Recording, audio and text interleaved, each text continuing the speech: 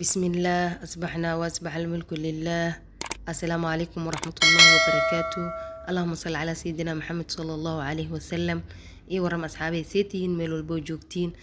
أصحابي maanta waxaan ku dhahay aad iyo aad ayaan idinkugu mahadcelinayaa kommentidiina quruxda badan ducadiina dhiirigelintiina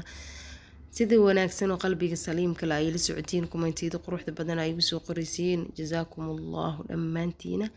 inta xanuunsan allaha caafiyo inta caafimaad qabtana allah u ziyaadiyo insha allah maanta waxaan ka hadlaynaa hadduu allaha khaaliqa ogolaado sidee hooyada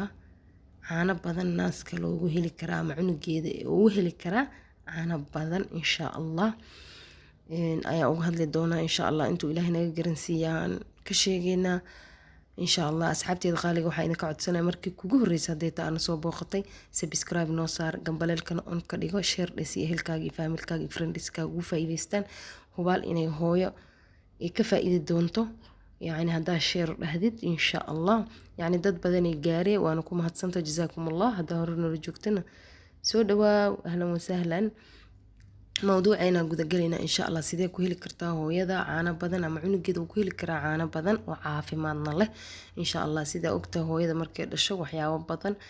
يعني isbedelo lafaha inay dhismaana loo baahanyahay cunugeena siinaysaa waa ayada inay kabsato waxyaabaha cunuga uu ku heli karana caano badan waxaa ka mid ah inay hooyada isticmaasho sisin sidoo kaleeto timir waa isla wada naqaanaa waxyaabaha ay tarto lowska caanaha ukunta sidoo kaleeto waxaa ka mid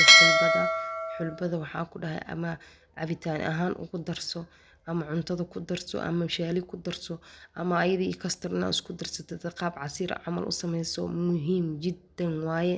way u fiican tahay ilmaha caafimaadkooda hooyada caafimaadkeeda waayo markay dhasho lafiya dhana haashaayo ayada dhan waxay noqonay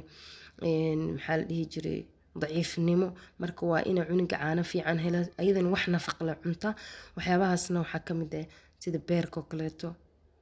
beerku wuu u fiican yahay sidoo kaleeto waxaa kaloo u fiican inay cunto hooyada looska cabitaan ahaan u shiido ama caadi u cun biyo badan uu leeyahay asigana in la cabo waxyaabo badan uu roon yahay looska wadna xanuunka hooyada uur kale xataa wuu fiican yahay insha allah marka ka hadli doonaa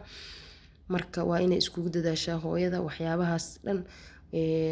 maxaa la dhihi jiray oo loo baahan yahay sidoo kaleeto inay isticmaashaa kalluunka waayo hooyada waxay u baahan tahay calcium vitamin D oo maxaa la dhihi jiray waxay u baahan tahay vitamin B waxay u baahan tahay birta vitamin B complex ay u baahan tahay waxyaabahaas oo dhan sida kalluunka ukunta toonta waxyaabahaas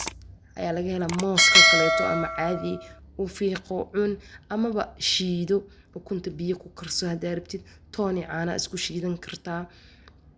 marka asxaabteeda qaaliga wuxuu noqonaa cunugaasi maamadu waxay helay caano fiican oo caafimaadna u leh cunugan waxaa laga yaabaa waqtigii oo socodka laga filayo ka hor inuu socdo caafimaad fiican ku hel cunug kubacsan uu noqdo haddii laakiin shaa cadeys leh web isku siis mishaari leh cabtida caloosha le ku weynaanayso cunuga caanahu helaa sax mishaari haddii la cabo maxaa la dhihi jiray shax cadeys laakiin waxay u taraysa ma lahan cunuga inuu kobco oo lafihiisa yani u kobcana la rabaa because cunuga markay lafihiisa dhisan yihiin socodka xataa iyuu ku soconaa waxyaabaha lafaha dhisayn ka mid yihiin waxyaabaha soo sheegnay hooyadan wuu fiican tahay cunugana wuu u fiican yahay insha allah aan ku dadaalno hadduu allaha khaaliqa ogolaado marka caano badan oo nafaqo lahayn waxaa ka fiican wax nafaqo leh adna nafaqo kuu noqonaya cunuga nafaqona waayo haddii hooyada wax nafaqo leh aysan cunin tinta xataa way daadanaysaa timaha daadanayaan marka timirta iyo mooska sidoo kale ceeshkana wuu fiican yahay isagana horo caladuul caano kasoo galaa ama sabaayada baastadoo kaleeto inta la kariyo ayadoo qandac sokor yar aan badnayn lagu daro saliid macsaro lagu darsado ayadan maasha allah waaye xulbada saa soo sheegnay ukunta biyaha cad kalluunka biyaha cad aaday u fiican yihiin marka maamada inay badsato waaye ama hooyada si cunugeeda caafimaad fiican oo u helo ayadan strong woman ee u noqoto haddii kale waxay noqonaa hooyo daalan ee noqonay si aad u noqono hooyo daalan waa ina caafimaadkaaga ku dadaashaa oo waxyaabaha aan soo sheegnay waa u baahan tahay daruuri waaye macal cunuga u baahan haddii kale waa isku daaleysiin ama waxaa laga yaabaa cunuga xataa inuu fadhiga kaaga daaho waxyaabahaas dhan waxaa keenaya waxaa waaye waxyaabaha nafaqada leh adna aad isticmaaleynin please and please iskugu dadaala insha allah inta hooyo waxaana kaa codsanayaa hadday tahay markii kugu horreysay ana soo booqatay subscribe noo saar like-ta dhaca nagu sii dhiirigelin ayay noo tahay waana mahadsantihiin insha allah barnaamijka kan xigo waxaan ka dhigi doonaa sidii ilmaha yarka